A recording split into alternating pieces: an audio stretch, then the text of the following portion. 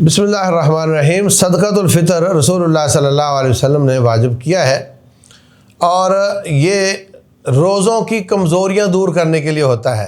روزوں میں آپ نے کچھ ایسی بات کر لی جو خلاف شرع تھی، کوئی ایسا کام ہو گیا، تو اس صدقے سے رمضان کے روزوں کی کمزوریاں دور ہو جاتی ہیں۔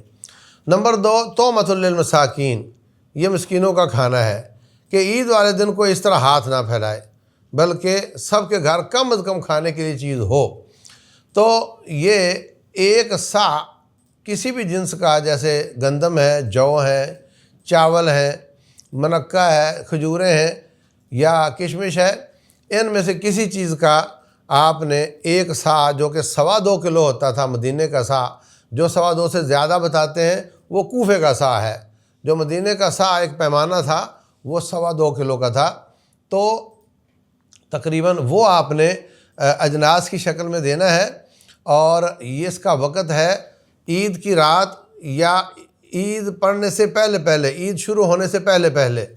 لیکن نبی صلی اللہ علیہ وسلم لوگوں سے جمع کر لیتے تھے کئی دن پہلے، جو روایت صحیح بخاری میں ہے کہ حضرت ابو ہریرہ گندم کی نگرانی کر رہے تھے، رات کو شیطان چوری کرنے کے لیے آتا رہا، 3 دن آتا رہا۔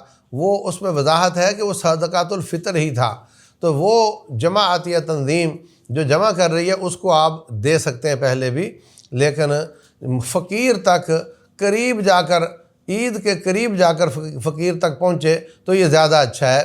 سعودیہ کے کچھ علماء تو پہلے دینے والے کو کہتے تیرا قبول ہی نہیں ہے، لیکن میں یہ تو نہیں کہتا، لیکن بہرحال اچھا یہی ہے کہ عید کے قریب جا کر دیا جائے۔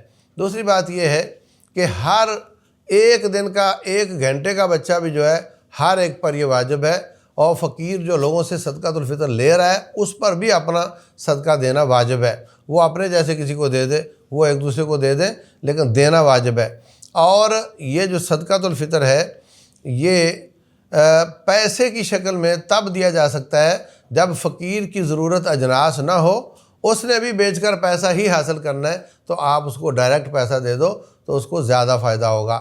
مدینہ میں ہم دیکھتے تھے کہ 1 بوری 1 کٹرا لے کے آ جاؤ کھجور، اس کا گندم کا، بھر کر غریبوں کو دیتے جاؤ۔ گاڑی رک رہی ہے، ہاں جی 10 ریال فی کس، میرے 10 بیٹے یا 10 افراد ہیں، یہ 100 ریال لے لو۔ وہ چلا جاتا، وہ بھر کر فقیر کو دے دیتا، فقیر واپس اس کو 8 ریال میں 9 ریال میں واپس بھیج دیتا۔ تو اس طرح فقیر کا نقصان ہے۔ تو اس وجہ سے کچھ علماء سعودیہ کے بھی اور یہاں کے بھی انہوں نے اجازت دی ہے کہ ایسی صورت میں آپ پیسے کی شکل میں دے سکتے ہیں۔